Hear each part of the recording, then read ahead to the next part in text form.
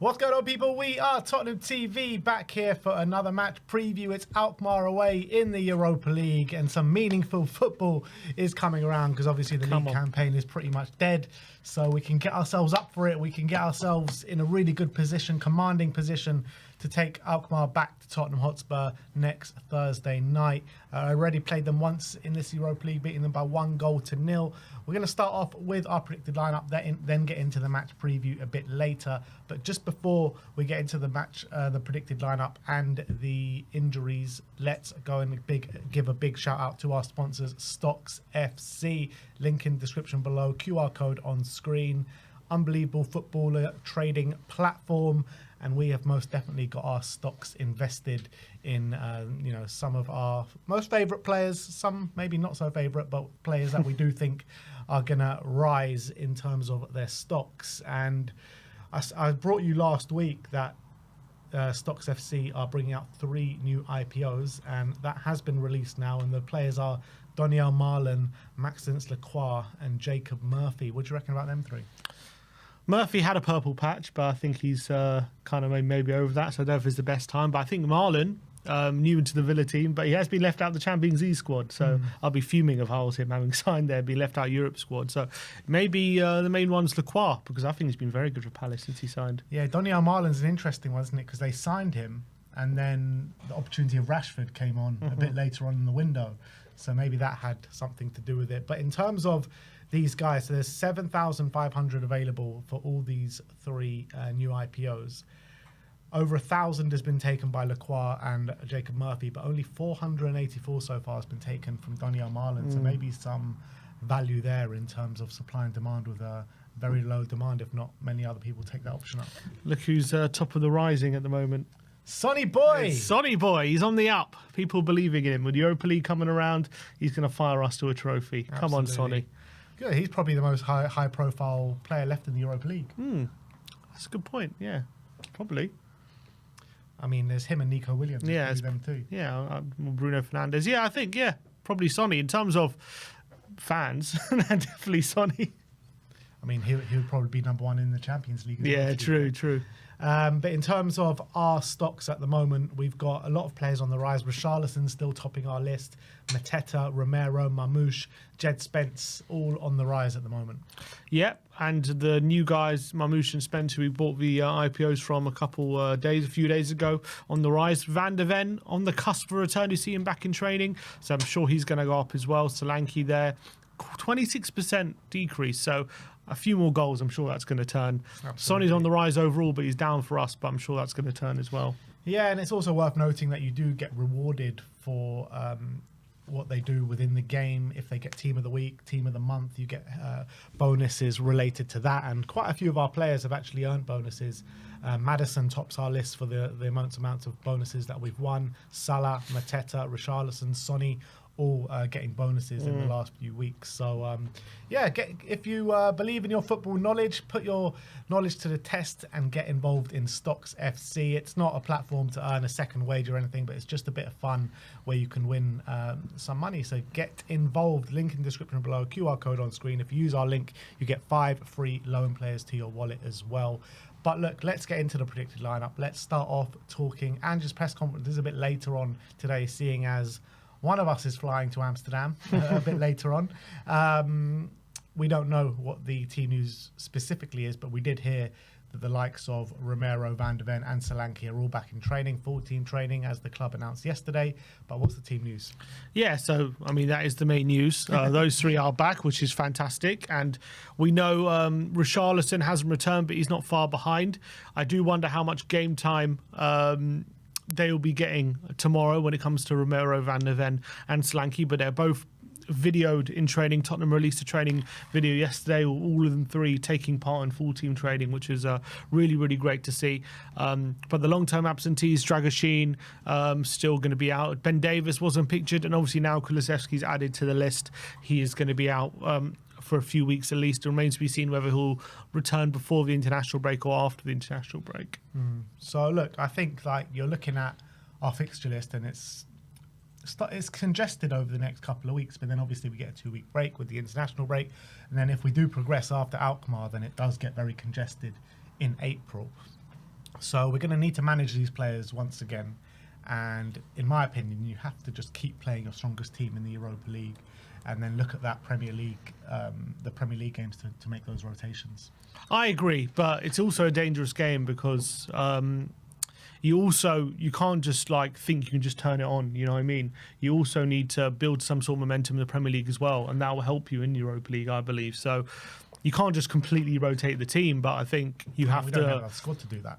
Huh? We don't even have a squad to do that, really. No, but we do. We are getting a lot of players back, and we can rotate a lot more for sure. But you have to also make sure that in the Premier League you're not just losing as many games as you were before as well. So you can't just chuck it away. But yeah, I agree. The strongest 11 has to be reserved for the Europa. Well, let's get into this predicted lineup. And in goal is obviously going to be the man Vicario. He's been brilliant since he's come back, and there's obviously no reason to leave him out for this one. Well, especially because Kinski's not. Kinski is not even in the squad, so we can't even play him. So there's no one you would even replace him with. But he's been so good since he's come back. It's been great to see Vicario. So yeah. Fullbacks is an interesting one because obviously we've got Jed Spence, we've got Destiny, we've got Pedro Porro. So two of those three have to play.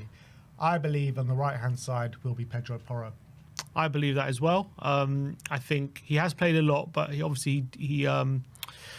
has now had an 8-day break since the last game. I pressed it. He's had an 8-day break since the last game, and I think he should be all right for this one. And maybe in the weekend game against Bournemouth, we bring the other fullback in. But I think Porro will definitely start with this one. I think his quality is just some so underrated. I think he gets a lot of criticism from this fan base, in my opinion. A lot of it unjustified, I feel. I know a lot of the time he can get exposed down his side, but I think that's more a function of system than him himself. And I think he's I think he's quite underrated by this fan base. I think a lot of people think he's rubbish or can't defend him. I just don't think it's true. I don't think people think he's rubbish. I think some people do. A lot of people do. I don't think so. I think that's going a bit too far. But I do think people think that he can have his struggles defending, and I think that's true. I think he can have his struggles defending, but I agree with you that it's more a system thing than maybe a personal thing. I think he's not as bad as people think he is. I really do. Left back, I'm hoping it's going to be Jed Spence to come back in, because I was speaking last week talking about the situation, and Ange in the comments that he made saying Spence is going to be very important for us until Udogie comes back, and I just hope that Spence gets. I just hope he comes straight back in, because he's the one that deserves it. Out of all the fullbacks, he's been our best performing fullback for months now. Well, he rested him, didn't he, against Man City? So I think that was a view of starting him in this game. Yeah, I hope so. Yeah, that's what I think. And so I think he deserves to. He's been not just our best performing fullback, but one of the best performing fullbacks probably in the Premier League over the last couple of months. He's been fantastic. So we think, I think he's going to start this one. And if he does start, it's going to be his European debut as well. Yeah, true. Didn't even think of that as well. So that's a good point. And I think he's going to be crucial as well when RZ are kind of defending against us. He can kind of run into those spaces and kind of open up the pitch a bit. And I think he's been so good at doing that. So I think he deserves to start, yeah. Centre-back situation. We finally have some options to pick from. Obviously, Archie Gray and Danso has been favoured over the last couple of weeks. Davis is out injured. Well, so we think before the press conference has taken place. Mickey van der Ven and Coutinho Romero are both back in training. In my opinion, first we'll start on the left-hand side. I think they will just go with Kevin Danso. Yeah, I think Danso will start. I think he's been really good, and I think when it comes to the opposite side, we just need one stable partner there. And I think Gray isn't going to start centre-back again now we've got those options back. And I think he's going to give time to one of Romero and Mickey van der Ven, but I think it's going to be next to Danso. I think Danso will definitely start. Yeah, so seeing as we're putting Danso on the left, I think you can kind of make out who we're putting on the right, and it will be a return to the starting lineup for Coutinho Romero. Yeah, and it'll be great to have him back. I think he's going to be crucial in this Europa League run if we're going to go all the way. His know-how and his experience in winning tournaments is I think really underrated. So I think it's going to be really crucial, and I think he's going to start this one. And I also think Van der Ven's probably going to get some minutes in place of him during this game as well. So I wouldn't be surprised if Romero starts and Van der Ven comes on maybe on the hour. That's what I think. Moving into midfield, I think in the 6, he seems to have lost trust in Bissouma, so I do think Bentancur will be starting in the 6. Yeah, I agree. I think he's the one most trusted at the moment. He's played pretty well, I think, in the last few games. I know he had some poor games against Villa and against Liverpool. But yeah, I think Bentancur will start again, and it's an important game. Yeah.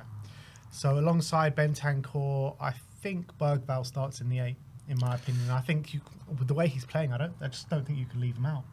Yeah, I agree. I think he's also been crucial in the fact that not only does he offer on the ball a bit more quality than maybe Sarr does, but off the ball he still has a lot of energy and he still does all the running that you need him to do. The guy has unbelievable stamina, unbelievable engine, so you don't actually lose too much off the ball. Apart from it, what you do potentially lose is a bit of awareness, discipline, and that comes with time and experience. So he needs that game time, but I think in this game he could be very crucial.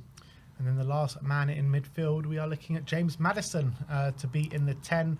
Obviously, we need a bit of leadership, part of the leadership group in the squad as well. So Maddison has been really good, in my opinion, since coming back from injury. Maybe the last game wasn't as great as the 2 previous games, but we're going to need his creativity for sure. Yeah, and I think in Europa League, whenever he's played, he's actually been pretty good. So I remember against RZ, he played in the game in the league. He was captain, wasn't he? Yeah, and he was fantastic in that game, I remember. So I think he needs to turn it on. He needs to make sure he's not getting overwhelmed by RZ's physicality and the way they try to outrun you. But I think Maddison could be a stable kind of influence in a lot of the chaos that RZ are going to try and cause. So he's a big game. And obviously with Decky injured, he's the only other kind of number 10 we have at the moment. So yeah, we're going to need him. And moving on to the forward line on the right-hand side, there is only real one option to put there, and that is going to be Brennan Johnson. Came back with 2 goals in his first start after his injury against Ipswich, and let's hope that he can have a similar impact in this game. Well, to be fair, you could put Odebear there because he's played there before, but I do think Brennan's gonna come back in. Did he start against City? He did start against City in the last game, and he also started against Ipswich. Obviously, 2 goals against Ipswich. Wasn't his best game against City. But with Decky now being out, he's the only real probably right winger who you think that's like his best position there. Obviously, we know Decky's best position in the centre, but he can play on the right as well. But I think Brennan's probably the most comfortable player we have in that position right now. So I think he has to play. But I think we have seen Odebear and Mikey Moore play there in Europa League and earlier in the season. So I wonder if they will get some minutes there while Decky's out as well. Yeah, definitely off the bench for sure. Up front, I do think he's going to persist with Matisse Tell. Let's say you got to say 2 stinkers in the last 2 games for Tell. So let's hope, maybe against a bit less physical opposition coming from the Dutch league, maybe he can make more of an impact. Yeah, and I think they're also going to be quite brave. They're going to kind of force the issue, so there could be a bit more space to play in. But obviously, he did struggle against Man City and Ipswich to really impact the game. There is obviously a chance for Solanke, but we just don't think he's going to start straight away. Maybe he'll come off the bench and get him kind of bed him into the process. So I don't think he's going to come in and just start straight away. And then you could also say Dane. I mean, he's done all right, but he doesn't seem to want to start him in these kind of games. He's only seemed to come off the bench. And then the other option would be you could start Son there and play Odebear out left. But we just think he's going to give Tell another run out. It'll be his first Europa League game for Tottenham, and I think he'll back himself to make an impact. So let's give Tell another start and see how he does. Yeah. And I think it'll suit him more playing in the Europa League than playing in the Premier League as of right now. And then finishing off that final 11 on the left-hand side will be Son Heung-min, a well-rested Son Heung-min as well. Obviously didn't start a week ago against Manchester City, came on for the last, 25 minutes or so.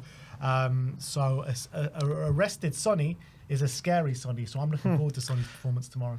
Definitely. Obviously important to know last time he played RZ, Mikey Moore had a brilliant game off the left-hand side. So I wonder if Ange has that in the back of his mind. But I do think Sonny will start, and he'll start off the left. I wouldn't mind. Would you mind seeing Sonny up front and Mikey Moore off the left? Maybe that's a potential.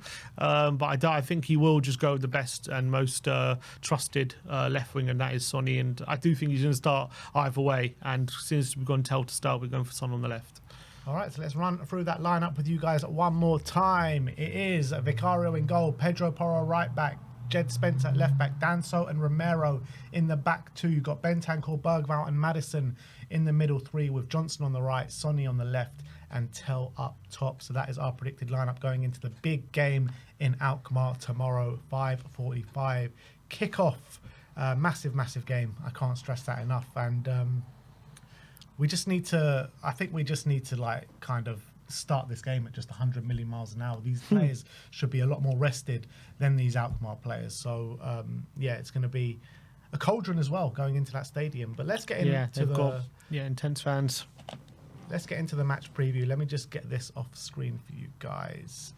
All right, so let's get into the match preview. Alkmaar against Tottenham. Massive game for both clubs. And for Tottenham particularly, being the bookies' favourites for the tournament. We know how the season's passed us by with whatever the reasons are. You know, the Premier League is done, and this is it. This is Europa League or bust. This is pretty much it. So we need to stamp our authority in this game. I said that, you know, just before that, we need to reserve our best team for this tournament, and I believe that is what we're going to do. Ange Postecoglou knows exactly what this tournament means for us this season. But you look at the last game that we played against them, we beat them 1-0 with, you know, Richarlison up top, Mikey Moore started on the right and moved to the left. You know, we had a pretty much a changed team. And, you know, they made it difficult for us, don't get me wrong. But we had some big performances out there, and maybe players that, like a Mikey Moore, who's maybe struggled to make an impact in like Premier League games, let's say, but he absolutely tore them to shreds, didn't he? On the day, yeah, he started off the right-hand side. It was decent, but didn't quite kind of impact the game enough, and then moved over to the left in the second half. It was absolutely devastating, and they couldn't handle him in that second half. That was one of the games where you really got to see the absolute talent was there for to see that Mikey Moore is, and that got a lot of people to sit up and take notice about how special he is. We even had Richarlison fit back then. Obviously, he scored the winner from the penalty. Maddison had a brilliant game. It wasn't our best performance, but it was a fairly comfortable 1-0 win. But they did give us some trouble. I remember, what's his name, Poku. He was devastating against Galatasaray, and he was really good against us as well, running those channels and beating the fullbacks and getting to the byline, creating opportunities. So he's definitely one we're going to have to watch out for 100%. He's a really tricky winger, which we know we've had our struggles against. Obviously, Troy Parrott as well. I mean, I think we kept him pretty quiet last time, but he has a lot of goal contributions this season so far. So he's going to want nothing more than to stick it on us as well. Yeah, especially in front of the home crowd as well. Like he'll be at home, and I think the crowd are really going to be behind him. And if they get any kind of opportunities or penalties, I'm sure he's going to be the first person to step up for those ones. And he's really been taking his career to the next level since going to RZ. Obviously did well at Excelsior, and RZ kind of took a bit of a punt on him, signed him for about 8 million, or a bit more than that maybe. And, you know, done really well. He's done really well, and really happy for him, because there's a lot of question marks about where his career was heading. Is he going to make it at the top level? And he's showing here at RZ he can make it at top level football, and hopefully he keeps going from strength to strength.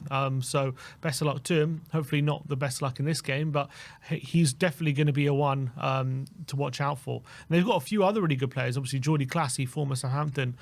He's a classy little midfielder, really technically strong. Not the most physical, but also does like to put a foot in. They've got Timu Koopmeiners as his brother in midfield as well. If he's got even half the left foot that Koopmeiners has, it's quite a good left foot, so he's probably one to watch out for. I do believe their talisman, their captain, is injured, and I think they're number 10. So if that's the case, yeah, Mynans. He's quite a good young player in the midfield, so that'll be a big blow, because I think he plays at the number 10 position. Both those guys will be big misses for them, Mynans and Van Bommel. And Van Bommel as well, who's had a few injuries this season. So they're not coming in at completely full strength, but they definitely come in with a strong enough team to give us problems. Yeah, no, absolutely. They're a young team, an energetic team, a team that will go at you, you know, as Dutch teams like to do.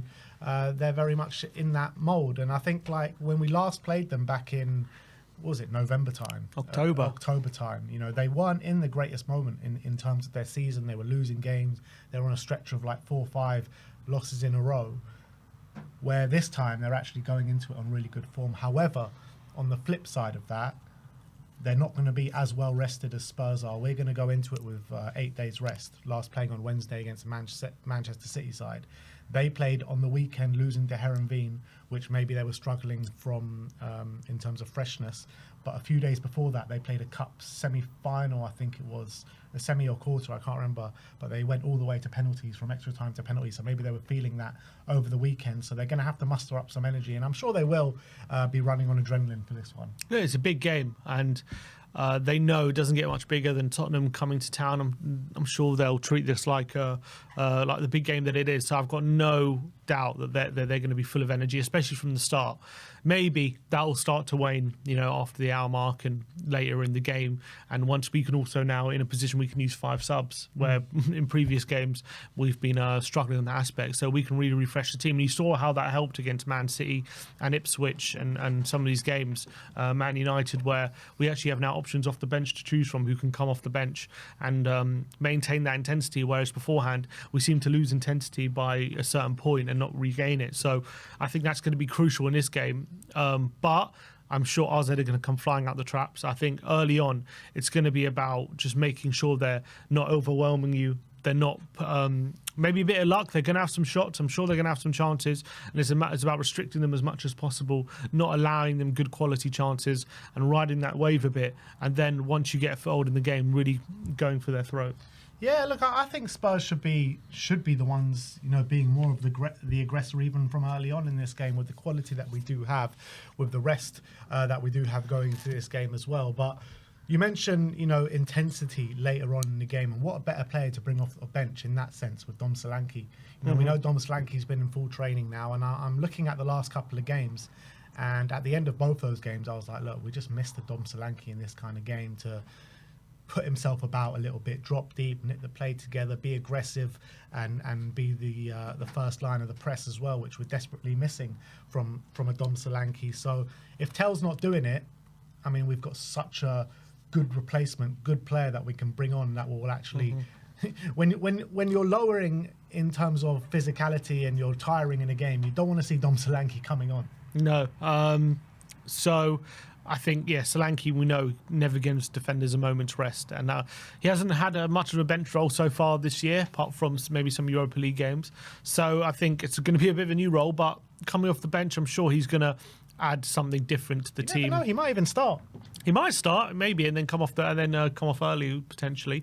You never know. Depends how ready they are. But I think there's a few players, coming off the bench potentially. BILBAO is a very good player. Looks like coming off the bench, running at tired legs. We just haven't had a player like that in recent weeks. Obviously, I think being able to rest one of the fullbacks potentially after the hour mark and bring on whoever's not playing from the start is going to be crucial.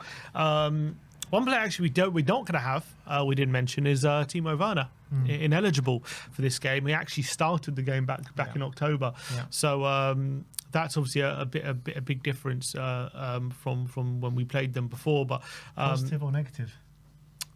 Probably positive. Look, we're going to have more and Odebear coming off the bench. So. Moore wasn't even on the bench in the last against Man City. Moore wasn't. No, Timo was. So, but there'll be one like for like, won't it? Moore will be back in. I'm pretty sure about that. I'll be surprised if he's not. But then again, we do have Romero, Van der Ven, and Solanke all to fit in. So there's going to be some decisions. Maybe Scarlett might have to come out. There will be some decisions made. And it'll be interesting to see what he does with Archie Gray as well, because obviously he's been such a big part of the team for so long. But with those centre-backs coming in, he's going to have to battle for those midfield positions, or maybe even sees him as or maybe even rotates him in the full-back positions again, with Spence playing on the left and Gray on the right potentially. I wouldn't be surprised if we start seeing Gray back at full-back as well. But yeah, I think the crucial thing is having these options. All of a sudden your squad looks so much healthier, and you look, and I know people have been bemoaning our squad, but you look at it now and you're like, it's not too bad, the depth right now, when you're looking at a lot of things. Obviously we could do better when there's still holes in the squad, but you're looking and you're like, when we've got all these players available, our depth really doesn't look bad. Yeah, obviously Kulusevski being injured is a big blow for us. I do kind of feel like he does need the rest, and I'm not happy he's injured, but it could be a good thing for him to sit out. Obviously, we don't want him out for too long, but if it is just these 2 games, I think it will do him the world of good. Yeah, even if he's injured during the international break, just gets a rest for a bit and then comes refreshed after, that'd be really great. But anyway, either way, I think we could all see he's kind of waning a bit at the moment, and it's been a while, to be honest. Yeah, he just needed a bit of a break, and I think this little injury period maybe can afford him that. And you've seen players sometimes they just need that little break, that little reset. Maybe he should go away for a couple of weeks and have his feet up and just chill, because he's worked so hard over the last couple of months. Bit of warm weather training mid-season. Yeah, maybe go over to Dubai. But in terms of RZ and how they are this season, they are 6th in the Eredivisie. They're only a point outside the top 4. Well, it's not top 4 in terms of Champions League there, it's top 3. But they are a point outside of Feyenoord, who are 4th. But they are a team on good form. They seem to consistently beat Ajax over the last couple of years, which is great for them. And I'm looking at the Dutch teams in Europe this year. You're looking at Ajax. I mean, they haven't really impressed too many people. Alkmaar, where did they finish? They finished quite low down in the Europa League. 19th. 19th, exactly. So they didn't do too well. And you're looking at PSV last night. They got absolutely taught a lesson by the Gooners. They really did. It was like 7-1 at home. It's embarrassing. With no striker. It's madness. Like, Arsenal was struggling to create chances against anyone, and then they go and score 7 goals against PSV. So when you're looking at English opposition going against Dutch opposition, you should be heavy favourites, and we need to go and stamp our authority. Yeah, we should be. We are heavy favourites, and it'll be a massive disappointment if we go out. But they're not a bad team, RZ. I think we've seen that throughout this Europa League, and especially in the last round. Against the Galatasaray team, who do have a lot of good players in it. I think it's also kind of a testament to how your team is more than just good players. You need to actually have a functional team, and maybe that's where Galatasaray were faltering with all their stars. They didn't actually have the team that functions as well as it should. Whereas RZ, with a lot of younger players and a lot of young gifted players, functioned a lot better, and they were much more organised. And that's what we got to do. We got to make sure that we're organised and we're matching them for intensity, we're matching them for hard work. And if we do that, we're going to be fine. I'm pretty certain of it. And we're going to have the tools to hurt them. And if they're going to come at us, which I'm pretty sure they will, we're going to have to show that if you try and play football against us, you open up, we can hit you and we can be devastating. And that's the crucial thing. You just got to make sure that you're winning your individual battles and you're not getting out-muscled. You're not letting them dictate the game. Make sure you're dictating the game. And once you do that, once you take control, then I think you'll see the dominance really flow through us. But there is obviously a worry that you can let the game get away from you in these aspects, especially against a team like RZ, who are going to be flying at you, running a lot, very, very young, trying things all the time. Like, they will create some chances, and about not allowing that to get to you, making sure that when you get the ball, you're just playing your game, and that's what we got to do. It's going to be interesting, the dynamic of these injured players coming back, because obviously we've got 3 massive players for us come back to full team training this week: Romero, Van der Ven, and Dom Solanke. We have only gone for one of those in our predicted lineup, which is Kuti Romero. But I mean, it could be all 3, it could be just 2, it could be 1. I mean, who knows? We need to wait for Ange's press conference to see what he actually says. But judging we have gone for Romero in the predicted lineup, we just feel that he might be a bit more ready than the other 2. I just think he's going to try and give both of them game time. I think they're now all back in training. I think he's going to want to bed some of them in. I know Romero and Van der Ven have taken longer than expected. Solanke's taken shorter than expected, he said. He said he's ahead of schedule. That's what he claims. So I think he's going to want to give them all game time. He's going to want to start getting them ready for the rest of the season. And you got to start bedding them in, because the more you hold them back, it's only going to delay them kind of getting fully back integrated into the team. And especially when you've had injuries, you have to have that playing time to kind of get back up to speed. So I reckon they won't start. I reckon one of Romero Van der Ven will start, and I think he will sub one of whoever starts for the other one, and Danso will play 90 minutes. That's what I think he'll do. Yeah, or maybe even 45. But yeah, one of the two. Like, I think that's what he'll do, and because we know that obviously Davis injured at the moment, we don't really want to keep playing Gray there. And I think we want to. They're both now available, so it's time to start playing them. I think it's time to start getting them back up to speed. And I think you don't want to completely,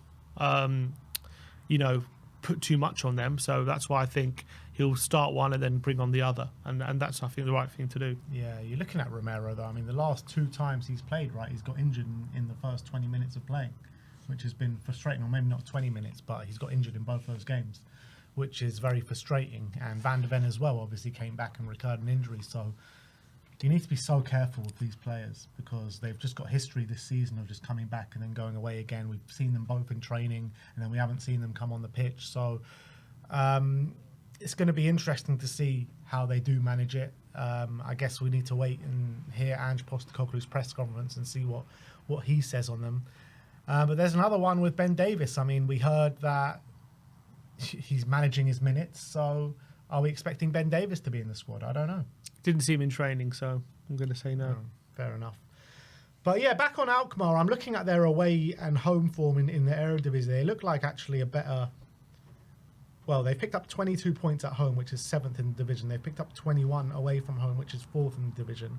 But I'm looking at their home games that they've played in the Europa League this season. They've actually had some really impressive results. Yeah. It seems as though it's the away form that kind of let them down in the Europa League. They beat Fenerbahce 3-1. They beat Roma 1-0. They drew with Galatasaray 1-1. They did lose to Bilbao 2-0, but that was probably the highest caliber team that they did play. So, I mean, pulling off those kind of scalps, a 3-1 against a Jose Mourinho's Fenerbahce with some really good players, and a 1-0 against Roma. Impressive results. And battered Galatasaray 4-1 in the first leg, in the knockout. And that game, I watched the highlights, and that flattered Galatasaray, that scoreline, because it really could have been a lot more. And they were relentless. That was so impressive. That when I was watching it, I know Galatasaray went down to 10 men, but I think it was already 2-0, I think, or 2-1 to Galatasaray at that point. So they're already in the lead, and they could have been 3 or 4-1 up before the red card. Then they got a red card, Galatasaray. And kind of AZ had their foot on their necks and just kept going. They didn't stop until they had a commanding lead, and they absolutely deserved that scoreline. And that's something we got to watch out for. We can't just think just because we're an English team, we're a better team, that they're not going to be able to create anything and they're not going to have chances. I'm sure they will. I'm sure they're going to go for us, and we just got to make sure that we're holding strong. We're not giving up as many easy chances, and if they're going to come forward, we're going to have to be as direct as possible and getting it behind them. And I think Galatasaray had some chances, but what held them back was they were just losing their duels all the time, consistently. Always when the ball was coming in defeat, the RZ players were snapping at their heels, making sure that it was difficult for them and winning a lot of turnovers in the middle of the park. So I think we just got to make sure that we're not allowing that to happen. We've got to make sure we use that quality that we know we have so RZ don't get that control in midfield. And if we do that, if Maddison's dropping deep on the ball, forcing them to run in different angles, opening up the space, then I think we should be all right. But if we're not as organised as we should be, if the players aren't on it, if they're not up for it, then there's a chance we could get overwhelmed here, and that's what we've got to guard against. Yeah, and there's no excuse for these players not being up for this one. They've had so much time on the training ground in the build-up to this game, over a week's break since that Man City game. They should have been able to learn the way RZ played like the back of their hand. They should have been able to analyse every single situation going into this game. And we've had so much more preparation time than RZ Alkmaar. There is no reason for us, not to be able to really be bang up for this one. We got to. This is the last thing in our season we've got to play for. Yeah. Absolutely, and this is it. It's interesting to hear Ruben Amorim talk about the Europa League the other day, saying I hear a lot of people talk about we need to win Europa League to get into Champions League, and that's should be our aim. And he says I like to think that we aim bigger than that, and it's about more than just winning Europa League. We want to challenge for big things, and whether we win the Europa League or not, just winning a cup isn't gonna kind of take us where we want to be. We need to be aiming bigger than that. What do you feel about that kind of concept? I mean, you have short-term goals and you have long-term goals, and I think when you're looking at the seasons that Manchester United and Spurs have had, you need to be looking at those short-term goals, and those short-term goals is to win the Europa League, and it'll be massive for both clubs. More so Tottenham with the trophies that Manchester United have won over the last 10, 15, even the last 2 years they've won trophies in their probably the worst period that they've had in the Premier League. But so I get what he's trying to say, and I get like the long-term goals of Manchester United is to be back to where they were, winning titles and going for Champions League and stuff like that. But you got to be focused on what's in front of you right now, and what's in front of him right now pretty much is only the Europa League. So I think the Europa League is massive for him this season. Yeah, I agree, and I think for Tottenham as well, this period is more about. It's obviously about winning the trophy and obviously getting that glory. That's obviously what we want, and obviously it's our best route back to Europe, let's be honest. But it's also a lot about Ange himself proving that what he was saying about the team improving, but the injuries derailing everything, that he has to basically prove that he was telling the truth, or it's not telling the truth, but he was right in his assessment, and it wasn't all just about him being terrible and all why we got the results and him using those excuses. He has to prove that what he was saying was true, essentially. Otherwise, if nothing changes and we're in a similar position or we're playing a similar way, then people will rightly say, well, look at the season you've had, look at the league season you've had. If you don't win this Europa League or at least get to a final or something, or look like you could win it, I should say, then a lot of people are going to be calling for his head. And I think it's about him stepping up as well. So I think from that point of view, it's bigger for Ange and Amorim, because if Amorim doesn't win it, not going to mean anything for his job. But for Ange, I think it's a bit different, isn't it? Yeah, absolutely. And I think, if you look at this tie in particular, right, the RZ tie in particular, right, if we go out to RZ in this round, then I think a lot of the people that were backing Ange will start to turn. Because there's no excuses anymore. We were talking about the excuse of the last 3 months, of the injuries and everything like that, and whatever your thoughts were of the form before the injuries, and what your thoughts were of how valid the excuses were, there was validity to why Spurs were on absolute dreadful form because of the injuries in that moment in time. But that excuse is drying up now. We've got a lot of players back. It's over. They're all back pretty much. We've got 3 or 4 players still on the the injury table, but still, it's not a significant amount. So there is no excuse. So if we go out to RZ now, I believe that a lot of fans will start to turn. Absolutely. So I think for the belief in Ange himself, he needs this Europa League. He needs to do well in this Europa League. And obviously for the club we need it, but I think Ange knows he needs it as well. And what a story it would be if a manager from Australia... Always win things in my second season, mate. It would be it would be an incredible story, whatever you want to say about it, whether you think he deserves to be here, whether he wins it or not, all these things. It would be an incredible story if he, after everything we've been through and as well, everything his career has built up to, if we were to go and win this tournament at the end of this season, I think that would be an incredible story. So here's a hypothetical one for you. A flip side to the one in 2019. If Arsenal are in the Champions League final and Spurs are in the Europa League final, would you take a loss for Arsenal to not win? No. I want to win. So you would win and let Arsenal win the Champions League? Yeah, we'll still have more European trophies. You know what? In a normal kind of world, I probably wouldn't. But because of the situation that we're in, I do agree with you. Like, I think this trophy is just so important for us, not just in terms of just Spurs getting a trophy, but also looking over to next season, being back in the Champions League, all the revenue that brings, potentially being able to attract a high caliber of player. Whether we bring in that caliber of player or not is a whole different conversation completely, but we'll be able to attract a higher caliber of player, and also it also suggests that Spurs are going in the right direction as well. So I do agree with you. Yeah, and I think all our eggs in this basket now. Unfortunately, we went out those domestic cups, and the league has gone so badly in recent months that we just need this Europa League. Everyone knows how big it is. So the journey starts here, and we got to take every game as it comes. And I want to see when the Europa League games come to the Tottenham Stadium. I know, especially in the group stages, the atmospheres in Europa League games aren't the best, but I want it like a great European nights. That's what usually is very special. It will do. Yeah, and that's what I want to see. That's why I want us to be our trump card, our home form. When we get teams back to our stadium, we absolutely go for them, and we have no fear. And I think I want it to be like how Anfield is on Champions League nights. That's what we need it to be if we got a chance of getting through this whole tournament. And how many times you've seen Liverpool, they lose like an away leg 1-0, they get back to Anfield and the team absolutely bashes them in What these happened in the leagues. Carabao Cup. And also happened in the Carabao Cup. I've seen how many times you've seen the Champions League. You've had so many times. It's just like something magical happens there because of that atmosphere. And we need to do the same. We need to absolutely make it a bit of a cauldron and make sure that we're taking teams to the cleaners when they come to our stadium. Yeah, and I mean the old cliche is the fans can be the 12th man, but I really believe it's true. Fans can be the 12th man, and I'm a firm believer of atmosphere driving the team forward. And I think Spurs fans have done a good job of that in big games of the past. It's just not like that every single game, week in, week out, at the Tottenham Hotspur Stadium. But on this European run, we need to treat it like we need to treat it like what it is. It's the be all and end all for us this season. 100%. And but you're looking at the game next week, the second leg. I'm just looking at the fixtures now. Alkmaar actually have a full week's rest. They play us 2 games in a row, where they don't have any league game this weekend, where we play Bournemouth at home.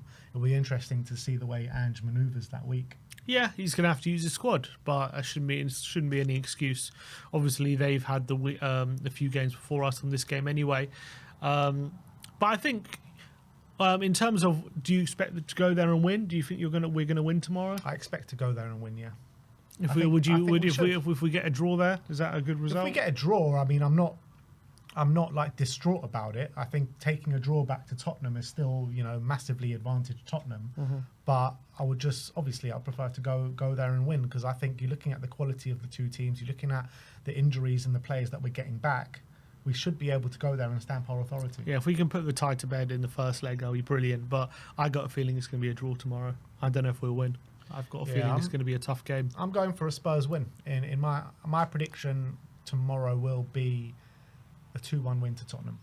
I'm going to go 2-2. I think it's going to be a close one. I think I feel like Romero van der Ven might still be getting up to speed, with things, and they're not going to be quite at their best as much as they're back from injury. And I feel like RZ at home, they're going to be confident. They're going to fly at us. I reckon they're going to have a bright start, and then we're going to get our foothold in the game and get it back and make it a 2-2 draw. So you think we're going to go 2-0 down? Not 2-0, but maybe 1-0 down. I think maybe they'll get the first goal, we'll get it back, and then they'll go 2-1 up and we'll get it back again. Yeah, like I said, a draw's not a terrible result, but you're looking at the two teams. We should really be going there and win. We should. But look, I'm going for a 2-1 win. I think it'll be a tight game, but I think Spurs do have the quality to get over the line. Watch along. I'm in the studio with you with Amir. Some stupid idiot kind of lost his passport somewhere, What so fool? can go out to Amsterdam. But Sim, literally right after this episode, is going to fly out to Amsterdam, and he'll be getting all the footage from in and around the ground and all the festivities around Amsterdam for you guys. So that is our match preview. Let us know your score predictions in the comment section below. Excuse me. Oh, just come back from Amsterdam. Yeah. I've caught the answer now. Yeah, let's finish off on Predict the Prem, seeing as it is another round of Premier League action this weekend. We won't be in the studio together on Thursday, so we thought we'd bring it to you a day early. So Sim is currently on 255. I'm on 263. If you don't know the way the scoring works by now, it's 5 points for a completely correct score and 1 point for a correct result. And the star man, once you pick that man, you can't pick them again for the rest of the season. 5 points for a goal, 2 points for an assist. Let's start off with the Nottingham Forest Man City game at the City ground. Sim's gone for 2-1 to City. I have. I think Forest haven't been as good, to be honest, over the last few weeks. I feel like they're kind of maybe reverting back to type a bit. I think they've still got enough about them to really keep them in that race for the top four. So I don't think they might kind of keep pace, because I think a lot of the other teams are inconsistent. But I think City are definitely getting better. I think City are definitely improving. And I think they beat them 3-0 at home not so long ago when they were in their worst period, City. And this is without the new signings or anything. Now they got Mamouche, now they've got these other players. I do think they're going to go there, and it's going to be a tight game. I think Forest are going to, give it their all, but I see them starting to slip a bit. So I've gone for a 2-1 win to City. Yeah, I've gone for 1-0 to Nottingham Forest. I feel that, Forest are going to get 5 at the back. They're going to, make it incredibly hard for Man City to break them down, and they've stifled a lot of big clubs coming to the City ground this year. 1-1 against Liverpool, 0-0 against Arsenal last time out. And, you know, their bad results have mainly come away from home. So I think at home in this one, I think they're going to make it just incredibly difficult for Man City to break them down. And I think Man City will struggle to break them down. And Man City do always leave the back door open for counter-attacks. And I feel like that's the way Nottingham Forest will get a goal. So I've gone for 1-0 to Forest. And that is actually quite significant if it does finish 1-0 to Forest in terms of the race for the top four. Because that means City will actually be, you know, because they're third and fourth, aren't they? City could be out the top four if they lose this. What is the point? Oh, so not really. They'll be out the top four, but not out the race. No, not the race. I'm saying how they could be out the top four. Yeah. All right, let's move on to Brighton against Fulham. Sim's gone for 1-1. I've gone for 2-1 to Fulham here. I just feel like in these kind of games, Marco Silva always finds a way to get through them and grab the win. Brighton have a horrific record against Fulham as well. But I do feel like this is going to be a really interesting tactical battle. We know the way that Brighton like to play, but Fulham like to change it up and according to which team they play. So I feel like they'll find a way to get over the line and win the game 2-1. Yeah, these kind of games are just so hard to predict. You could always go either way because both these teams are playing so well in terms of this season, and they've really upped their game.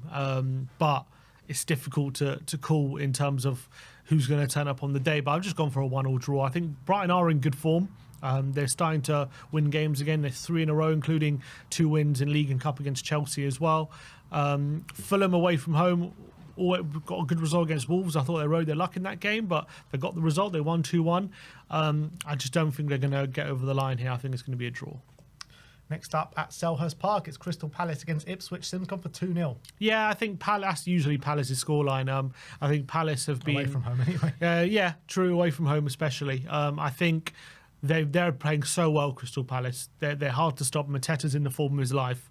And I just can see Ipswich really struggling to break them down and create those chances they need to in this game to get the better of Crystal Palace and get over the line. I think Liam Delap up against those 3 centre-backs is going to be hard for him. And I think Eze, Mateta and Sarr I can really see running right here. But I've only gone for 2-0. I don't think it's going to be an absolute battering. I think it is going to be an absolute battering. Even without Mateta, I feel like they're going to have Ipswich's number here. Ipswich know that they need to come and deliver something if they've got any hope to survival, even though that hope is very thin. And I feel like Palace, I mean, who's it going to be instead of Mateta? Is it going to be Nketiah? Nketiah, yeah. Yeah, it probably will be Nketiah, but obviously Nketiah is not great, but they do have other players around him. Eze has started to really come into the season. Last couple of games, they got Sarr, who I think is going to be big in this game, and Munoz also a big threat at wing back. So I think even without Mateta, they're going to have more than enough threat to put away this Ipswich team. So I've gone for 4-1 to Crystal Palace. Next up is Liverpool against Southampton, and we've gone for the exact same scoreline. No surprises here. 4-0 to Liverpool, and I don't think it takes a genius to work out what I was yeah, Carl, first versus bottom. I think usually, so sometimes when this fixture happens, it can spring a surprise, but I just don't see it happening here. Southampton seem to have given up. They seem to have completely chucked it in at the moment. They don't seem to have any belief in them. Liverpool, I know, are playing midweek against PSG, but they got the squad capable of rotating in this one and taking Southampton to the cleaners. So, unfortunately, I don't see anything but a battering for Southampton. Yeah. Brentford against Villa. Sim's gone for 2-1. I've gone for 3-1. I just feel like Villa, on the back of European games, always seem to struggle. And against a real energetic Brentford side, and Brentford will be really up for this. They haven't won at home in a while, and I think that's the 3 points is coming for them at the G-Tech this weekend against a tired Villa side. Yeah, I agree. And I think Villa do tend to have some struggles against Brentford sometimes. And I think Mbeumo Wissa, brilliant attacking that space that the Villa high line has. And I think Villa going away from home, they haven't been good away from home for a while, to be honest. So I can see them really struggling, to be honest. So I've gone for Brentford to win, but I also just think it's going to be a bit tight. So 2-1. Wolves against Everton. We've gone for this same scoreline here again in 1-1. Yeah, close game. I know for Wolves' point of view, wouldn't be a bad result getting a draw at home. They'd need to pull themselves away from that relegation zone as much as possible. They're currently 5 points, but as long as it's 5 points, I don't think they're going to feel comfortable. But Everton are in such great form, drawing unbeaten in the last 7 games. I think away from home, they're going to find a way just to nick a point here.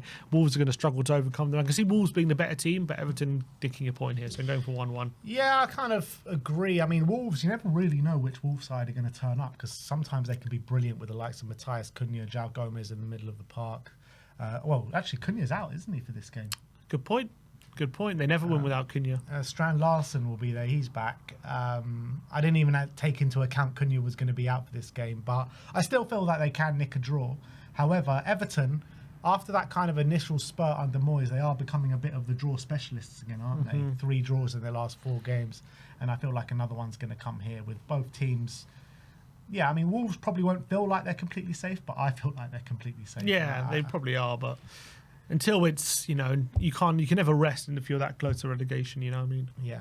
Moving on to Stamford Bridge, Chelsea against Leicester. Sim's gone for 3-1 to Chelsea. I've gone for 3-0 to Chelsea.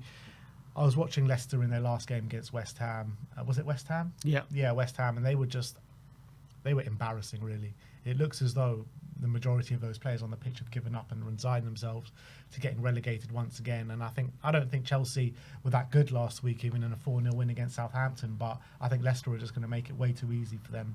And it's going to be pretty much one-way traffic and a convincing victory.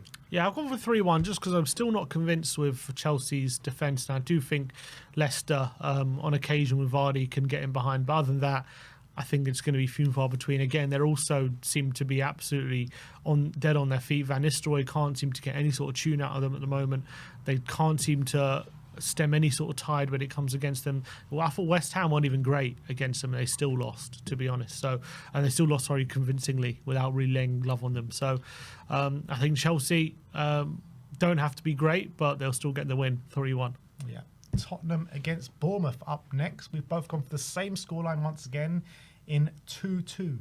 Yeah, I see this being a real basketball game, and I see this being how Iraola likes to play, a lot of chaos, intensity, just get a lot of running. The running derby, they'll probably call this.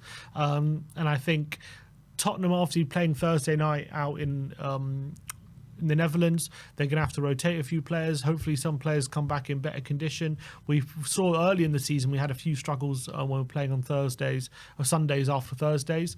So I do see Tottenham maybe not being at their absolute best.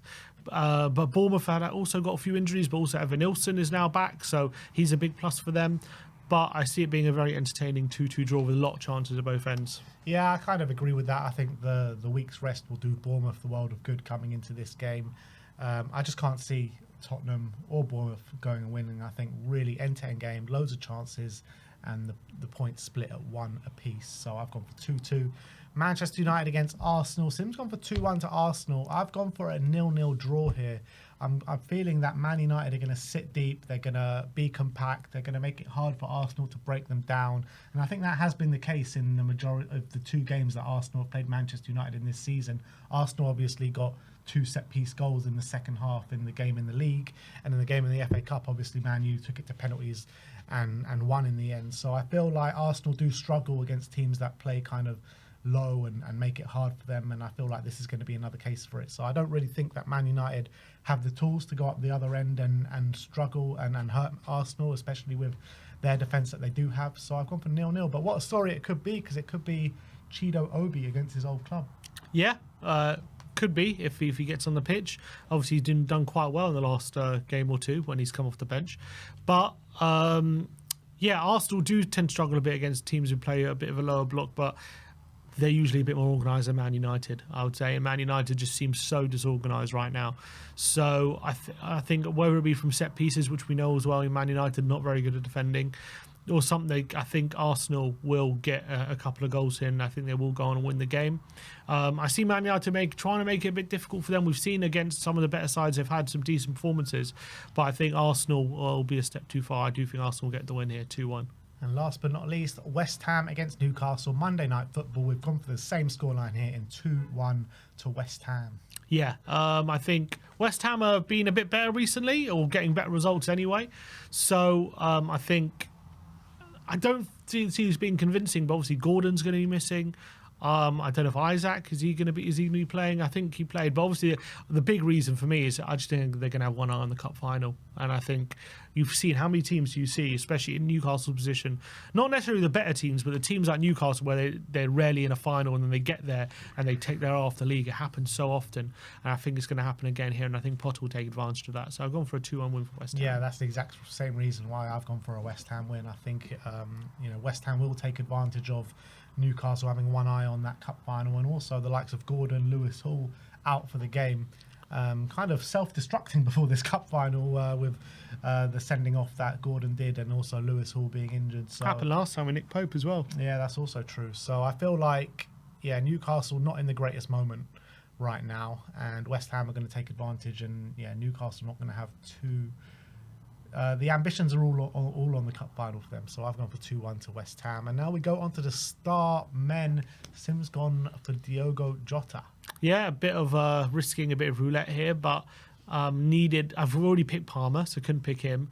Don't really trust any of the other Chelsea players, to be honest. So then looking at Liverpool, I've already picked Salah, Diaz and Gakpo. So only Jota left. I'm going to bank on the fact that Diaz and Gakpo will start in midweek and Jota maybe comes in on the weekend. So I've gone for Jota.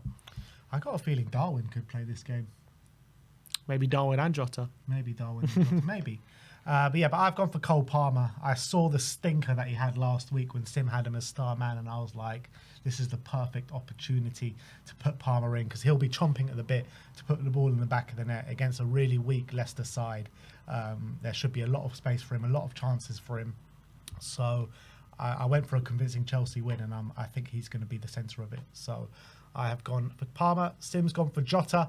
Let us know in the comment section below your thoughts. What's your predictions? Who's your star man? Who do you think is going to come out on top? Me or Sim? And that is it from us today. Say bon voyage to Sim as he sets off to Amsterdam in the coming hours. Here we go. Come on. And we'll see you all soon, guys. Come and join me on the watch along tomorrow. Like, subscribe, and comment. And as always, come on, you Spurs.